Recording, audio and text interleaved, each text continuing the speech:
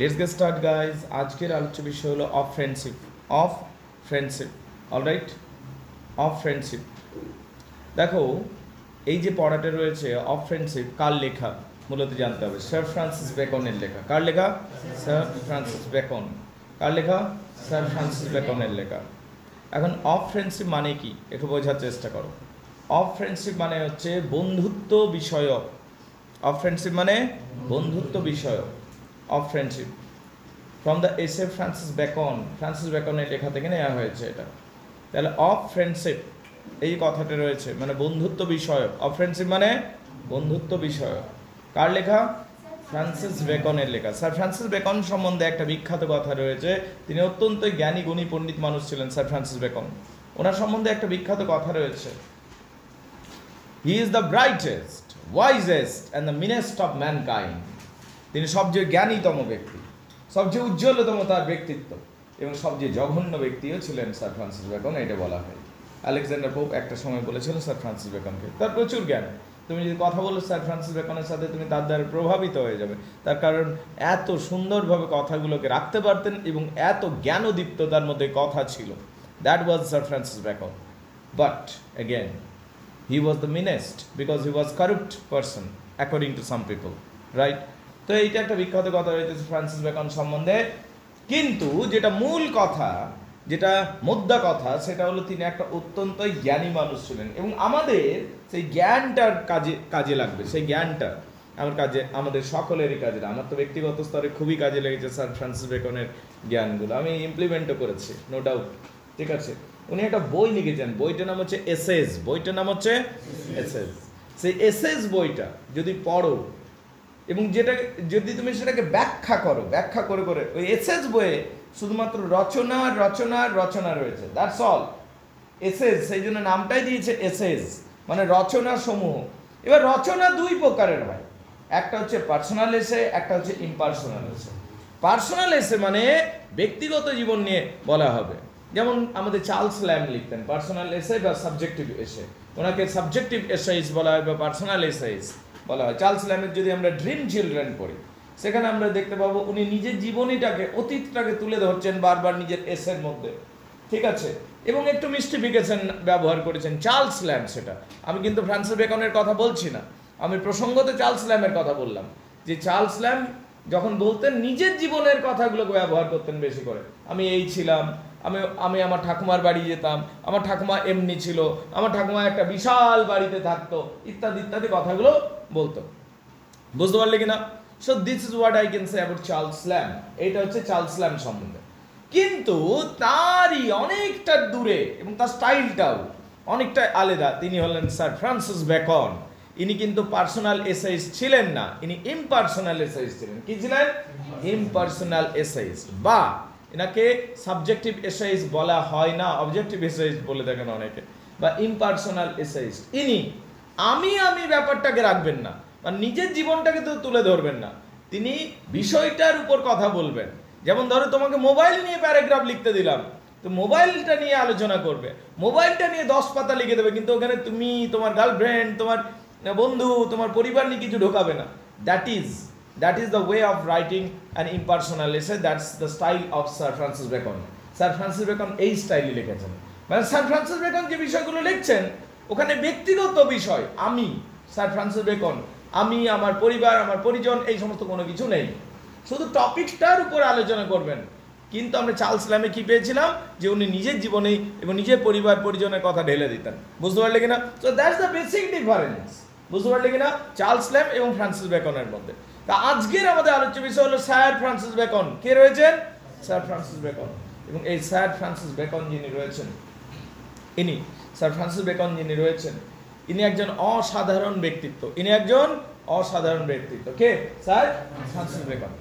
এই sir Francis বেকনের of friendship যে পড়াটা পাই আমরা, অফ ফ্রেন্ডশিপ, পড়াটার নাম কি? Of friendship.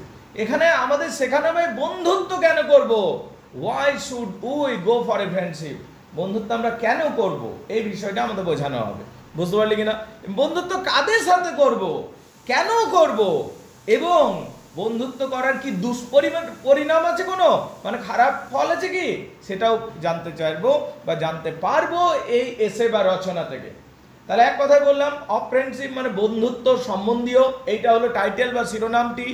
লিখেছেন স্যার ফ্রান্সিস বেকন, যার সম্বন্ধে একটু আধটু জানলাম। এলিজাবেথেন যুগের মূলত ছিলেন তিনি, ঠিক আছে। এইবারে হচ্ছে এই পড়াটা আমরা পড়বো, কিন্তু পড়াটা পড়বার বিষয় আগে আমি কয়েকটা প্রশ্ন করলাম, একটু উত্তর দাও।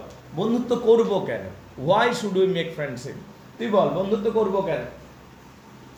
বন্ধুত্ব তো করিস, কেন করিস? কারণ নেই? ওকে, তুই এমনি বন্ধুত্ব করিস, আচ্ছা। কিন্তু স্যার ফ্রান্সিস বেকন বলছে না, কারণ থাকতে হবে বন্ধুত্বের জন্য। বন্ধুত্বের কিন্তু কারণ থাকতে হবে। তুই খুশি হোস না বন্ধুত্ব করে, গল্প করে? তাহলে খুশিটা কারণ, ঠিক আছে। তুই তো ধর তোর গার্লফ্রেন্ডের সাথে ধর তোর ঝগড়া হয়েছে, তুই বাবাকে বলতে পারবি? মাকে বলতে পারবি? কিছু একটা কনফিউজিং প্রবলেমে পড়েছিস, ওটা তুই কাকে বলবি? হ্যাঁ, বন্ধুকে বলবি। তাহলে বন্ধুর সাথে শেয়ার করা যায় সবকিছু, right? That's the second point. একটা হচ্ছে ডিলাইট, এনলাইটমেন্ট, আনন্দ পায়। 2 নাম্বার হচ্ছে শেয়ারিং, সবকিছু শেয়ার করতে পারিস, তাই কি না?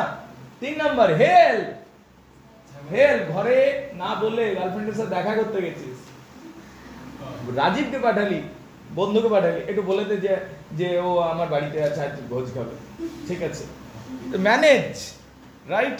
হেল্প বন্ধুদের কাছ থেকে, রাইট? সো দিস, তাহলে বন্ধুত্ব কেন করি আমরা? আনন্দ পাওয়ার জন্য। আনন্দ, আগে ভালো কথা বলবো, দাঁড়া, খারাপ সাইডও আছে, বন্ধুত্বের খারাপ সাইডও আছে, সেটা বলবে। বন্ধুত্ব করবো কেন আগে বলছে। প্রথম কথা হচ্ছে আনন্দ পাওয়ার জন্য, দ্বিতীয় কথা হচ্ছে হেল্প করার জন্য, শেয়ার করার জন্য। এরকম করে অনেক কারণ আমরা দেখতে পাবো যে why we should do friendship, বুঝতে পারলি কিনা। তারপর উনি বলবেন যে কাদের সাথে বন্ধুত্ব করা উচিত। ধর তুই বলছিস আমি অমনি মানিনি, যার সাথে তার সাথে বন্ধুত্ব করতে, অমনি করিস কি? সমবয়সীও নয়, সমবয়সী মেয়েদের অবশ্য সমবয়সী হলে হতেও পারে, কিন্তু বয়সদের তো কোনো বয়সের কিছুই নেই, ঠিক আছে। বয়সদের ক্ষেত্রে এর দেখবি 35 বছরও বসে আছে, ঠিক আছে। দেখবি যে মাধ্যমিক দিয়েছে সেও বন্ধু, 35 বছরের লোকটাও বন্ধু, মাঠে সবাই গল্প করছে, হয় কি না বল? Okay fine.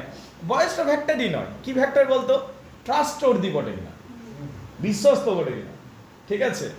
একবার দুবার তুই কথা বললি, ওর পুরো গ্রামের ঢেন্ডরা পিটে দিল, ঠিক আছে।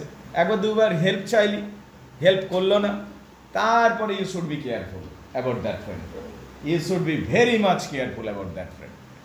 তুই এই বন্ধুটা রাখবি কিনা তোর একটু ভাবা উচিত, বুঝতে পারলি কিনা। মানে where you are investing your time, your emotion, your money, you should understand. তুই কোথায় ইনভেস্ট করছিস, সময় দিচ্ছিস, টাইম দিচ্ছিস, মানি দিচ্ছিস, where are you investing? You should think and rethink about that. 2-4 tested হয়ে গেছে, 2-4 টেস্টে ফেল হয়ে গেছে, then you should think that I should do the friendship with him or not. কি বুঝতে পারলে কিনা? এইগুলো হচ্ছে পয়েন্ট। তার কারণ ও যদি 4 বার হেল্প করেনি, 5 বারের বেলায় হেল্প করবে না। Be sure about this, right? তো কোথায় কোথায় বন্ধুত্ব করা উচিত, বন্ধুত্ব করলে কি কি সমস্যা আসবে, সেইগুলো আলোচনা করছে অফ ফ্রেন্ডশিপ। এবং বন্ধুত্ব কাদের সাথে করব এবং কি রকম বন্ধুত্ব করব তাও আমাদের বলা হয়েছে অফ ফ্রেন্ডশিপে।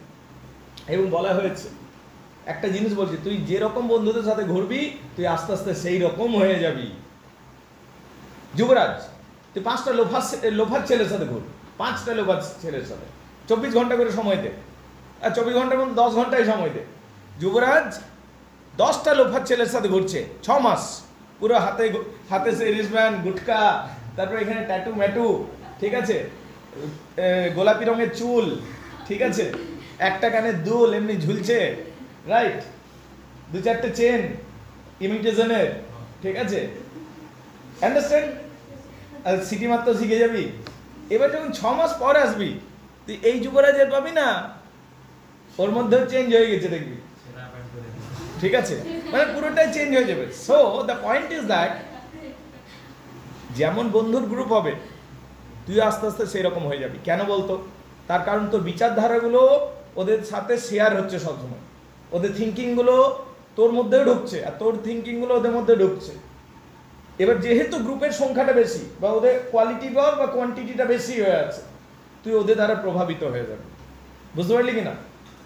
তো এই জিনিসটা হয়, সেই জন্য বলে be selective while you are choosing friends, বন্ধু চুজ করার ব্যাপারে সিলেক্টিভ। বিশেষ করে যখন তুমি ভালো বন্ধু চুজ করছো, মানে ঘুর, বস, গল্প কর, ঠিক আছে, অমনি তুই 40 জনের সাথে ঘুরতে পারিস, কিন্তু যে স্পেসিফিক ফ্রেন্ডগুলো হয়, 3 জন 4 জনের যে গ্রুপটা হয়, you should be very careful about that. বুঝতে পারলে কিনা? তার কারণ তারা তোমাকে প্রভাবিত করে ওই গ্রুপটা। বুঝতে পারলে কিনা? তো এই সমস্ত আলোচনা আজকে থাকবে অফ ফ্রেন্ডশিপে, এবং বেশ কিছু উদাহরণ দেখতে পাবো আমরা, যে বলছে মহান রাজারাও বন্ধুত্ব রাখতো। রাজারা অনেক সময় বন্ধুত্ব রাখতো, রাজারা অনেক সময় রাজসভাসদের লোককে বন্ধু বানাতো, নিজের থেকে নিচু স্তরের মানুষকে বন্ধু বানিয়েছে, কিন্তু যখন বন্ধু হয়ে যেত তখন রাজাও নয় প্রজাও নয়, বন্ধু বন্ধু। বুঝতে পারলে কিনা? একটা স্থানীয় অঞ্চলের গল্প নেই, রাজা কৃষ্ণচন্দ্র এবং গোপাল ভাঁড়। রাজা তো রাজা মশাই ছিলেন, রাজা কৃষ্ণচন্দ্র, এবং যিনি গোপাল ভাঁড় ছিলেন বিদূষক, তিনি তো ওনার আন্ডারে একটা কর্মচারী, কিন্তু তাদের মধ্যে বন্ধুত্ব হয়ে গেছিল। তো সেই জন্য বিদূষক কিন্তু অনেক উল্টোপাল্টা কমেন্ট করে দিত গোপাল ভাঁড়, রাজা মশাইকে অস্বস্তিতে ফেলে দিত, because that is possible only in friendship. বুঝতে পারলে কিনা? তোর খিল্লি উড়াবে কে? তোর খিল্লি উড়াবে তোর বন্ধু। বুঝতে পারলি? তোকে খিল্লি উড়াবে, তোর গাল দেবে কে? তোর বন্ধুরাই তো দেবে, right? So that is the relationship that we enjoy in friendship, right?